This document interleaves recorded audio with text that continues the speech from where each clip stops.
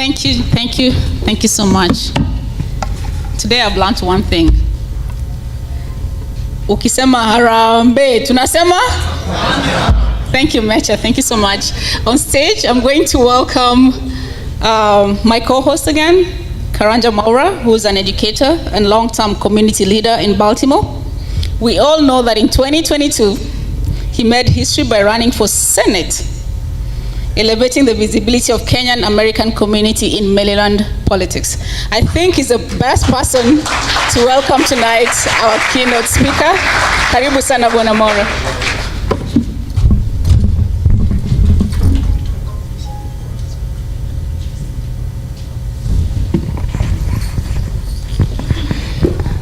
It's my honor. My big honor. A lot has been said. Today is not about me. Today is about the future of Kenya. We are at crossroads right now. And with no further ado, I'm going to take this moment to ask you to give a hard applause as I invite Dr. Fred Matiang'i.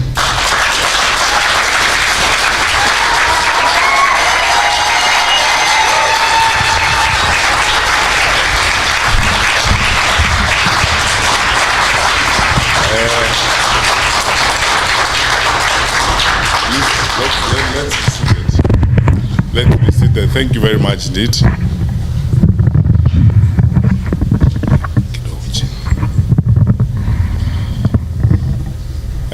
Good evening. I elected to speak from here, and I told the organizers to indulge me because proximity is very important. I want to be close to you as I engage with you. First of all, allow me to take this opportunity to thank the Lord for all of you wonderful people, especially the leaders of this DMV area. We had a meeting last night and had some dinner. I had an opportunity to listen to quite a number of you, and because we have been interacting, many of you have become very close friends, and we are always engaging. I will explain shortly what I intend to do in the next 1 year, 1.5 years.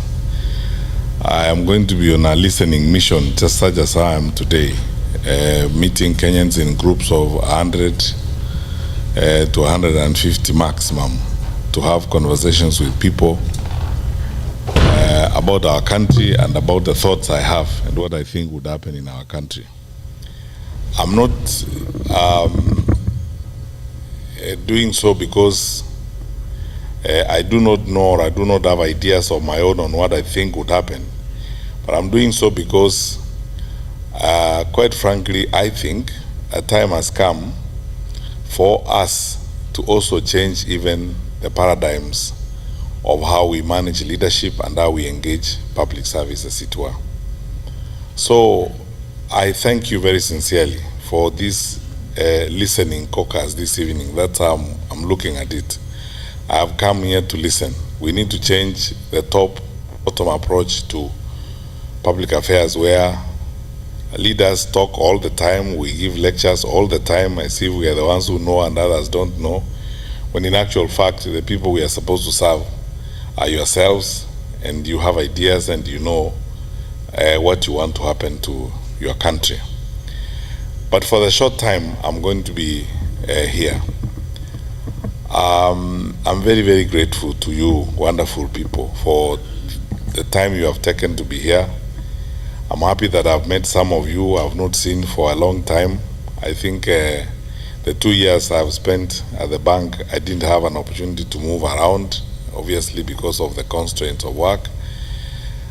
But now, since I started having these listening activities in the US and having meetings, I met a group of about 150 people in Atlanta, just like yourselves, the other day in Texas, and now today I'm meeting with you, mainly leaders from this general area. So there are many things I could say, but Kathy, you speak for me in more, and Dr. Gola, the same thing. You speak for me too. And I will try as much as I can, if possible, to respond to some of the issues that you have raised and some of the points you have. But let me begin at this particular with this, because I think I have a responsibility as a public leader to say that, or as an aspiring public leader to say that. Chinua Achebe, long time ago, before even some people in this audience were born, wrote a very small book entitled The Trouble with Nigeria. And the opening sentence of that book was, "The trouble with Nigeria is simply and squarely a failure of leadership." There's nothing wrong with Nigeria. There's nothing wrong with Nigerian water, Nigerian weather, or anything else. He said it's simply a failure of leadership. I think the first thing I would like to do tonight is something very practical that I've been dealing with in my own personal conversations with people since I came here. There are roughly, I think, about 300,000 or so Kenyans in the US, Balos, isn't it? About 300,000 Kenyans. When it came to registering to vote, probably about 10,000 or so registered to vote out of those 300,000 Kenyans. There are about 2 or 3 polling stations. And even then, when it came to the actual voting itself, I don't think 3,000 Kenyans voted in 2022. So let me begin by saying this to you. And even we, as the leaders or aspiring leaders, we can't love your money and the remittances that you're making, but we don't love your contribution. My first challenge to you, wonderful people, is that you need to participate in electing the leaders of Kenya, so that then you can hold people to account. So because I'm a presidential candidate, I took it upon myself to begin conversations with people on how we can make this happen. And this morning I was talking to the people at the mission, and Mr. Mwaura, we agreed that you are going to form a small team that brings together leaders and representatives from other cities in the US, so that we can complete a proposal on how we can increase the polling stations in the US from the current 3 to 10 or 15, and then begin a process of sensitizing the Kenyans who are here to participate in the electoral process. Because, my brothers and sisters, whatever we do, unless we are participating in making that decision on who is going to make decisions for us, I mean, what are we going to talk about if you are not participating? We can only whine and dine and complain about it. And I might tell people in Nairobi, for instance, that if the middle class in Kenya actually wanted to change the country, they can change the country. Going to Karen Club and having drinks at Karen Club is good, but it will not get us to where we want to go. Participating in the process will get us there. We can stay on X, it's a good forum, we can engage, yes, but voting, actually voting and going to vote makes a difference, because that way then you'll be able to take decisions that affect the way in which your country is managed. So my challenge to you, leaders, is that please follow up on this discussion we had with people at the mission to complete a proposal that will be looked at by the IEBC. On front, as leaders who are outside of government, we have already started a process of both petitioning the IEBC and also with a perspective of going to court if need be, to see to it that we have more polling stations here in the US so that you guys can vote. Because it's not, if there was a polling station here tonight in Baltimore, there are more people here who would vote than all those who voted in 2022 from the US in the first place. So this is something I think we need to work on. That's where we need to start from in terms of our participation and so on. So let me go to my brief remarks tonight, and then I am looking forward more to interacting with you and answering questions and giving you my perspectives. And Kathy, I'm going to answer your questions, the ones you asked me about my experience in public service and what I think I'll do differently, as it were. Now, there's nothing wrong with our country. That's where I'll begin. I am one of those people who had the privilege of serving my country in the position of a cabinet minister for 10 years, 2 terms with President Uhuru Kenyatta. That was one of the best times in my life. With all the challenges and the crises, in the Ministry of Interior, for example, 2/3 of the time you operate on adrenaline. Because you sleep with phones on either side of your bed. There's no single night that you'll go through the night without those phones ringing, and none of them calls you to wish you happy birthday or to wish you a good night's sleep. It's a crisis after crisis after crisis. A dam has burst out in Solai, in Nakuru, and it has swept down families. Nobody knows, even at that time when the regional commission does, they know how many families have been swept down. And that is 11 o'clock at night. From then on, there's no night for you because you have got to gather the country together and make, decisions. Some crazy fellows have probably crossed the border, and we have been tracing them, and we have lost them. And chances are that they are likely to be terrorists, and nobody can trace them. We have lost them a bit somewhere between one point of the border and another. You cannot go to sleep because you don't know where they are headed. Because if they get there before you get them, you know what's going to happen. So have the time. That is the kind of life that you lead. But I want to say this, and this is my testimony. I say this very sincerely from the bottom of my heart. I thank the Lord for every minute, every hour I served. And as I said, it's the best time in my life. We were not the most, perfect or ideal group of people. But by God's grace, we were able to do much. And then I got to know the country in ways I never knew it before I went to public service. And enjoy and love my people more than I loved them before I came in, because I came to go into people's lives. You meet ordinary people and their experiences on a day-to-day basis. Some of them are heart-wrenching, others are, inspiring, but it's all in a day's work, and it's a very exciting opportunity to serve. And for those of you who were with us last night, I spent a lot of time telling you about some of those experiences and how great they are and so on. So, since independence, nearly 63 years now, we've had self-rule, we've had 3 administrations, actually 4. This is the 5th administration. And in addition to, peaceful transfer of power, we have been relatively stable, except for when we have had challenges such as we did in 2007, and when we have had security challenges of one kind or the other. We are the anchor state in East Africa, and on the Horn of Africa, that's how we are perceived. We are the most influential and probably consequential environment within the Horn of Africa. Believe me when I say this to you, because of my exposure and travel, we are some of the hardest working people on the continent. And, we have one of the most educated populations.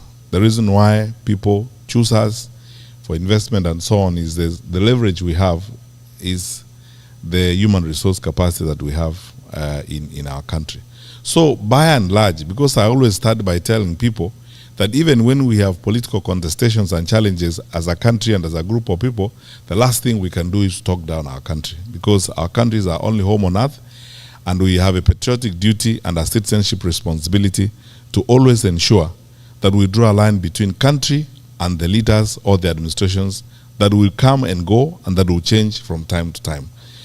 Our country, by and large, is okay. The fundamentals of our country, right from independence, are such that we could do even much better than we are doing right now, which I'm going to come to shortly. But I have to say this to you. and if I didn't, I would be lying to you. We have very fundamental challenges in our country right now.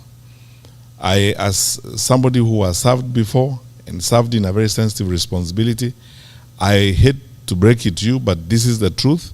I think our country is very close to the cliff, and we are facing very, very serious challenges. When you see the level of violence in the country, when you see citizens hijacking a police vehicle and driving it around, the anger and pain and frustration down below is unprecedented. I have not seen it before. Those of you who have come from Kenya recently, you can bear me out on this. The population is angry, frustrated, and especially disappointed because of unfulfilled promises, constant piling of lie after lie, failure in critical sections of our society and our economy. You know the challenges we are facing now in the education sector, nearly chaotic. No one knows what's going to happen next. Capitation not going to schools. I am told, because I speak to a lot of principals these days, that schools are going to close a bit early because of budgetary challenges and so on. All these are signs of state failure. But the one that worries me most, and the one that should worry you most, is one, that level of violence. And you are Kenyans, I'll be very candid with you. How Mungiki, how Sungusungu, and all these violent groups came up is they started, first of all, because the formal state failed, the informal state took over. So as a result of the violence and the recklessness that we have seen from the formal state, the vigilante industry is going to start growing. And if the vigilante industry grows, it means we are setting and moving to an element of anarchy. That happens when our leaders are making excuses, and saying, it is this tribe or that tribe. It is the Kikuyus who are trying to destroy government and so on.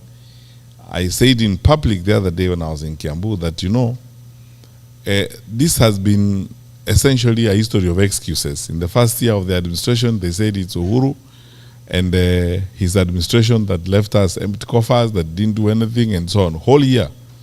The following year, it was Raila and Asmio and the Luos who are bringing maandamano and causing problems. Whole year gone.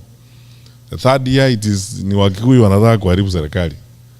The fourth year, it will be ni Wakisi na Wakamba na Waluya wanataka kuharibu serikali, and so on and so forth. That's why I said there's nothing wrong with our country, except that we elected through a democratic process incapable leaders who clearly, sometimes you wonder whether they had a plan to govern or they had a plan to do something else. Because if they had a plan to govern, we will not be in the state in which we are. And now, I want to answer the first question, Kathy, you asked. What would be the difference? I want to be absolutely frank with you. I am here and I am interested in running because I believe that I will offer better management and better coordination of government than what we are seeing.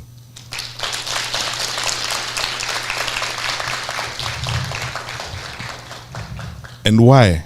I said the other day in a TV interview that after 10 years of service as a minister, and the last 4 of them spent as coordinator of government activities, I understand government almost like the back of my hand. That what actually needs to be done. Kenyans are not looking for a government to cook 1 million chapatis for them. They are not looking for, Kenyans are not looking for a government to make the bed for them or raise the children for them. Or, the Kenyans are looking for a government that will do one thing. Just wake up in the morning, go put your ass on the chair and work. That's all. Do your work. And don't make excuses. When you're supposed to do the work, don't make excuses and say it's so and so, it's so and so. My commitment, and I've been telling fellow Kenyans that since I put my name on the ticket and I put my hand on this, I'm saying this, hold me to account. I will not make excuses. I will not shirk. I will not hide. I will not fudge. I will not bend from responsibility. I will face responsibility head on and do the right thing. And there's no problem, because you see in Kenya, you have a fantastic institution called the public service. The public service in Kenya has been the basis on which, as a country, we have stood. People go into the public service, they do a fantastic job. Many of them are very professional and very committed people who need, and that's my second point, Kathy, who need trust, leadership that they can trust. Because the trust deficit in the administration is uncoverable. The distance between what they say and the truth is uncoverable. That people need trustworthy leaders, people they can trust. That if they tell you this is going to happen, it is going to happen. That's why I don't want to spend so much time criticizing others. I would like to spend more time saying, in my view, we would like to have a trustworthy government, a government you can believe, a credible government. Whether it's foreign policy, you know, our country, Kenya, over the years has been known for three things: stability, reliability, and credibility. That you know what we tell you is credible as a government. The reason why we are an anchor state in the Horn of Africa and in East Africa is because our neighbors trust us. Over the years, they have trusted us. The largest UN office in the south is in Nairobi. We have very credible relations with the United Nations High Commissioner for Refugees. How on earth can we be the ones arresting opposition leaders and returning them at night to their countries? These things are hurtful to our image as a country. They affect our citizens, especially those of you who live outside the country. If today you were a consultant, a Kenyan consultant in Khartoum, working for a UN agency, how would you be comfortable when that government probably thinks you are a citizen of a hostile country? And it is unnecessary, the things we need to do. So, Kathy, I think the difference would be, I am interested in, and I believe there are many people in Kenya who are looking forward to honest and trustworthy leaders, people they can believe and people they can trust. All of you wonderful people grew up in an environment where you know viongozi wa kitaifa, wakubwa wa serikali wakizungumza mahali pale waseme kuanzia mwaka ujao mpango wa elimu utakuwa namna hii. Kila mtu anaamini hakika hivyo ndivyo itakuwa. Lakini tuseme ukweli, leo watu wakisimama pale, ahadi tumepata ahadi kama maelfu sijui 15 na hakuna hata moja, nothing. In 2022, just before the elections, I was invited to a meeting by Archbishop Ole Sabit and the Anglican bishops. And I spoke to them, this video clip that has been doing rounds all over. The bishops asked me questions about, you know, the budget. You're saying 5 billion, 2 billion to see border. I don't know which billion is to who. They asked me, I said, these are lies. You're just being lied to. I said that 3 years ago. And Kenyans, it has come to pass. And I said, the Chief Justice invited us to a meeting in Naivasha of the National Council for Administration of Justice. Everybody was in the room, including judges of the Supreme Court and the DPP, the entire justice sector was there. Then I was asked, including the late Chebukati who attended the meeting, I was asked this question about money and campaign finance. And I said, you know, this wash business we are seeing here, some of these people doing well on the campaign trail are people who are on the Interpol list for wash and money laundering. If we are not careful as a country, we are going to launder into elective offices up to 40% of these characters. And we will pay a price for it. Today, my colleagues, those of you who are in the finance sector, you know we have been listed. 3 weeks ago, the EU also listed us as an insecure financial transaction environment. It has never happened since independence. And the reason why I was very surprised about that EU one is that we are the only country in East Africa on that list. I want to be diplomatically sensitive. Sitaki kuongea mambo mengine niseme, unajua hata Burundi haiko huko. Ta Somalia haiko huko. Sisi tu ndio tuko huko kwa East Africa. Sisi ndio tumeandikwa hapo. Tunafanya ujeuri wa fedha pia tunafanya. So these are the issues. This is the reason why I would like to run for president, because I believe our country deserves and should get better. Our country deserves and should get better leadership, in my view. And you're not going to bring it from Mars or from Jupiter. The people are there. They are willing and ready to serve their country. What they need are leaders who will go and work. I have not arrived from heaven myself, and I am not one of those who carry around a big Bible ambayo inaweza kukuangusha. I go to churches there every day, singing songs, hymns, trying to pretend that I am holy. I am a sinner like you. It's just that I am a realistic sinner who will say,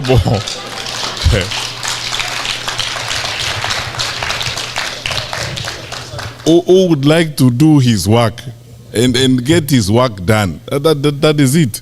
Who will not make excuses when I'm supposed to deliver services, and who is willing to level with the people of Kenya and tell them the truth, as it were.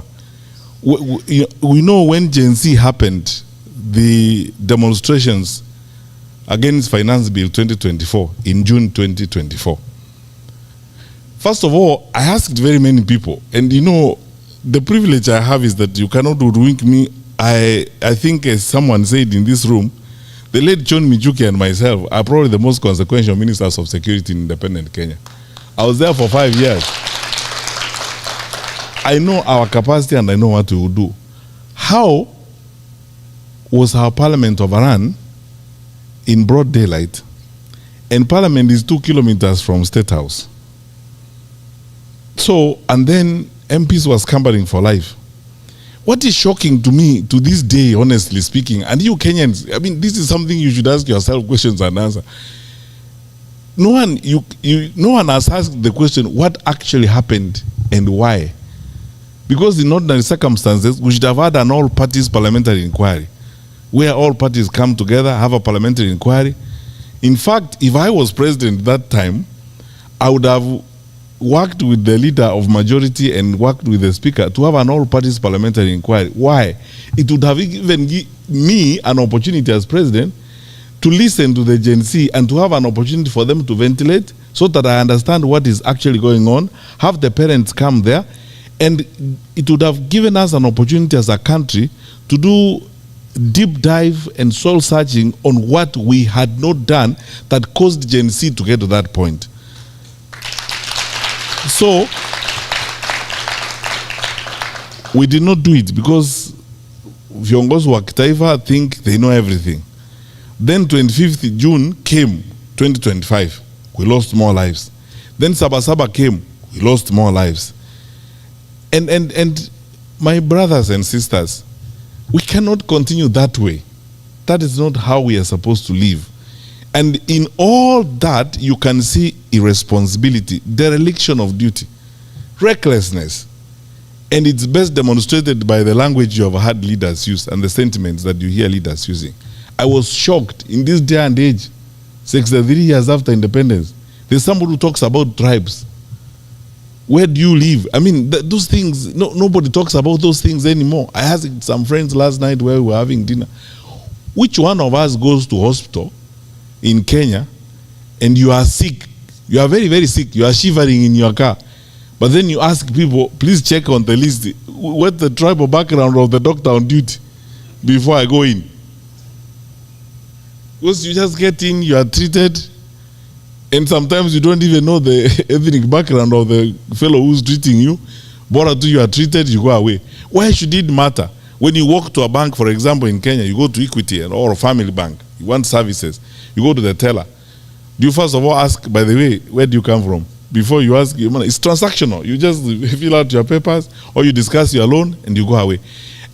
It doesn't matter anywhere else. Why should it matter when it comes to making decisions on the leadership of the country? It's because some of us tuko na shida fulani sijui ni ya kurogwa ya huko nyuma, which we should never ever ever as a country accept. And that's why the young people in this audience who are listening to me, Gen Z is an opportunity to step into the third wave or the third generation of leadership in Kenya, modern Kenya. This is what is going to give us. This thinking and this approach is what give us a modern country. A country where the content of your character matters more than your surname. You know, the values you hold, the delivery of services is more important than your surname. Because all those primitive things where your surname is supposed to lead you somewhere, so that if your name is Omolo, then I make a decision whether or not you should pass through this gate. That time is gone. And Kenyans, let us not only resist, let us reject that kind of attitude. So I'll speak about this until the cows come home, but this is my vision. That one, we can put up, and I can promise, we can put up a credible government that can be trusted, that will ensure the stability of the country, that is reliable. We will not do some of those things that will hurt the image of our country. When I have another time, I will tell you about some of these challenges that we had, even when I was Minister for Security, when some of our neighbors were trying those kinds of things, and we told them, we will not solve your problems. Your problems will be solved there. Don't drag us into your quarrels. Everyone is free to come to Kenya and have fun, as long as they don't break our laws. If you break our laws, that's a different story. But if you're just coming to do business in Nairobi, have a girlfriend in Nairobi, do whatever, you are free. Do business here, put up a whatever, that's fine. That's what our country is supposed to be. Because we want to be honorable and respectable members of the international community.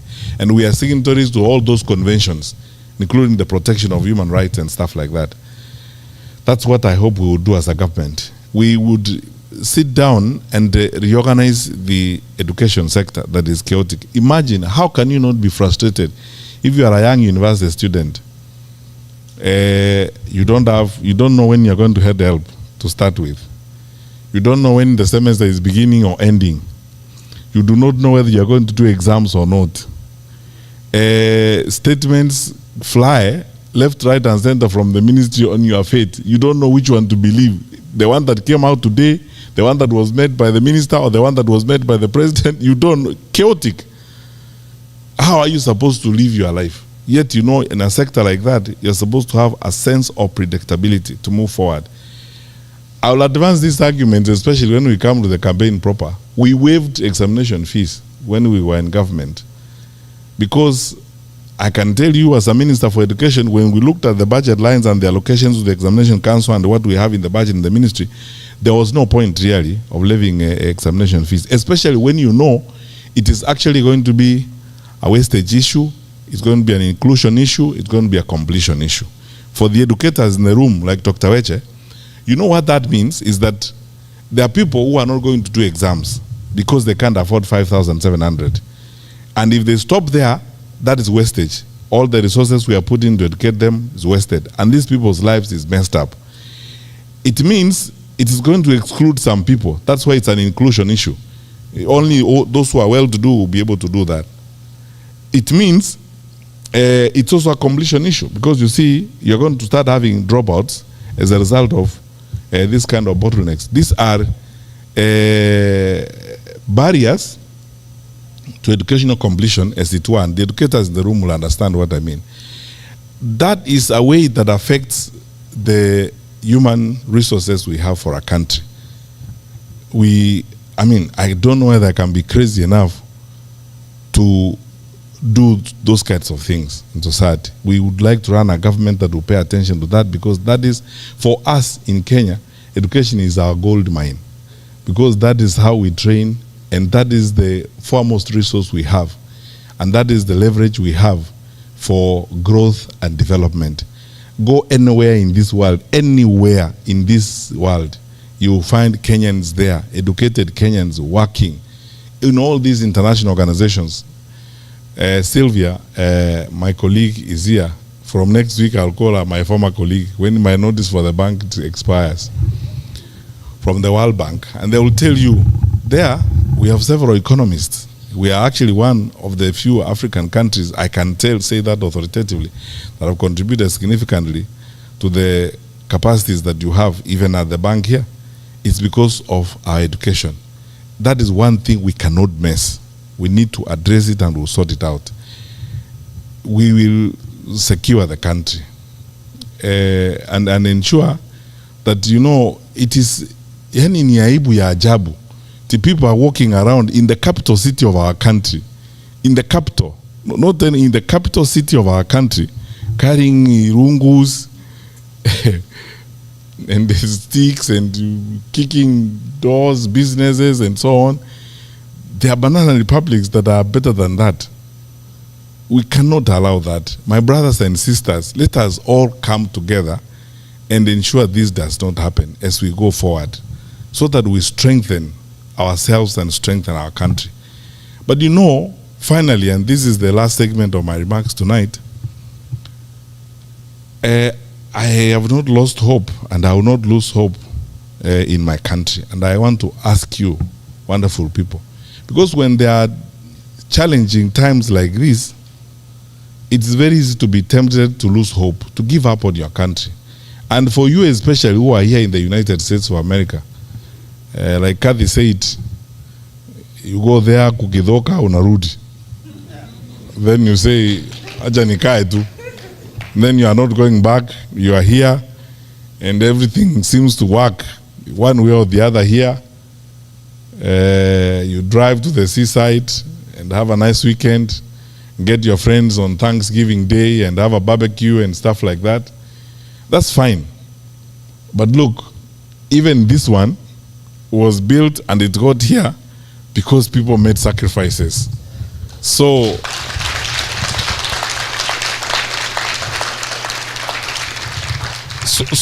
it is our turn to make sacrifices for our generation, so that our children and our children's children will find a Kenya that is like this one, so that other people will also come to our country and never wish to leave, because they will find that our country is also very nice, and it can happen. And the reason why I have this hope is because I can speak with authority. I know my country, I know my people, I know my fellow citizens. We are better people than this. My country is better than this. What we are seeing and the behavior of the people you see in administration and so on is not who we are as a people. That does not reflect the true picture of Kenya. I don't know about you, but look, my friends, I have been in the public service. I have seen police officers cross swollen rivers with examination sheets on their heads or on the side, walking through. They're not paid additional fees for that, protecting those papers and ensuring that those papers are not messed up. During Corona, I went to some place beyond Embakasi to thank some Kenyan women who had decided on their own volition, nobody asked them, government did not ask them, to cook for police officers who were manning the roadblock at that time. Two of them lawyers in Machakos. They had come together, organized themselves, and they were supplying food to those police officers, cooking for them every day. They actually created a makeshift kitchen. The government did not give them budget to do that. They volunteered, they mobilized women, and they were cooking for the police officers there every day. I went to Limuru at 1 a.m. at night, one time, with my colleague Mutai Kawe, who was then Minister for Health, to a police roadblock. And I found women from the local shops serving those police officers with tea and bringing bread. Government did not ask them. The Kenya Association of Manufacturers, Phyllis Wakiaga and Company, putting private sector people together to contribute water tanks for police stations and soap so that police officers can wash their hands to deal with infection at that particular time. I have seen with my eyes how Kenyans turn up when we have a disaster, donating blood, when we call for food donations, when we have a challenge. Kenyans turning up in their numbers to contribute food. During Corona, we wouldn't have succeeded were it not for the big support we got from the private sector. The private sector team, chaired by Madam Karuku from East African Breweries and bringing together all these people. Committed, attending meetings every day without asking for sitting allowance and guiding us and working with the government to secure the lives of our people. We are a great country and we can do many things. I have worked with public servants who will not ask a question if you ask them to come to work over the weekend. As long as you are trustworthy enough, you respect them and take their advice and don't politicize their decisions or try to create funny games of parachuting people because they come from your tribe and promote them and that kind of rubbish. Public servants who are committed and focused on serving their country. Our country is great. We are better people. So because of that, don't lose hope. We will rise again. We will cross the bridge. And this momentary challenge we have because of some challenges with some of our leaders, we will overcome it and build and move forward. After COVID, we said we will be built big and better. And we will go forward. We are the long distance running country. So we are resilient. We will do well as we move forward. So all I ask you, my brothers and sisters, is this. Let's go beyond these nice conversations we have. Mwaura, let us finish that petition. Let us have additional polling stations here in the US. Wake up in the morning and vote and determine your leaders. Do not complain and write nice stories about what is working and what's not working. It is good to say that because we need those views. But you could actually make it even better by casting a vote and making a decision. And encourage your brothers and sisters back home to participate in the electoral process, to reject violence, reject the temptations to be divided, and reject all this kasumba mbaya that is being brought to us because of incompetence. You know, when people are incompetent and they are not able to work, they make excuses. You know, from morning up to evening, the first time they open their mouth, they say it is Mwaura. It is Mwaura who's not doing his work. Next time they tell you it is Major, and so on and so forth. And the work is looking at them. The challenges are looking at them. They are there every day. And all they need to do is just go to work, sit down, put people together and work.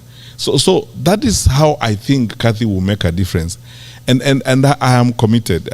You asked me about my experience in public service. I've said it was a wonderful experience and I succeeded because I trusted the people I worked with and they trusted me. And every single day was essentially a celebration of our nationhood everywhere you go. Whether you meet rural folk or people, sometimes I was telling some friends last night that one thing that I am going to have to learn to live with in this thing I'm now doing, that, I never thought I would actually first of all go into politics and start campaigning and looking for votes. Now I'm here. Sometimes it's an emotional experience, to be honest with you, Like when I went to Kiambu, Kenyans are really wonderful people. You meet these women, these ordinary women, some of them are actually walking bare feet. And if you even sit down with them, they actually know what the country needs and they talk to you very responsibly and very nicely. Those people are not wheeler dealers, they are not cartels, they are not washy-wash guys. They just want a peaceful and stable country. End of story. So, tuaje mambo mingi na story mingi. Let's get some work done. Now I keep telling our leaders, every time they are sometimes even criticizing us and saying, oh, it's the opposition that is sponsoring violence. And I tell them there is nobody in this world called opposition. People have names. Say it is Fred Matiang'i and give the evidence for it. Because even that blanket and general condemnation is part of that laziness and that recklessness and the escapist behavior, as it were. Be direct and say who it is who is doing that kind of thing. There is nobody called opposition, as it were. just say who it is who supported and provide the evidence for it. We are a mature country. We are better than this. We can do a lot of good things as a people. So, my wonderful people, join us, those of us who are walking this journey to making Kenya an even stronger, better, much more stable environment where we are all proud to be. Because I can guarantee you and I promise you, if we stick together and work the way we are working, our better days are ahead of us. So, our better days are ahead. So let's work together. I'm asking each one of you, when you have registered to vote for me.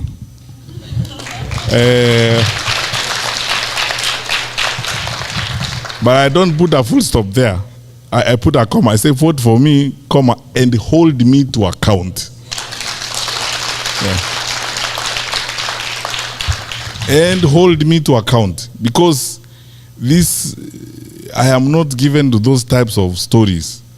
I used to enjoy driving in schools even at 6 in the morning and hanging out with the teachers and until the job is done. There isn't anything I cannot do if it is my assignment, if it is my work. And when Kenyans tell me about it, like I've had some of you refer to it tonight, please know this. I wasn't doing you a favor. You paid me to do it. So that is what you paid me to do. I was earning your money every month, and I pray that if you decided to hire me again, I'll be worth your salary. God bless you.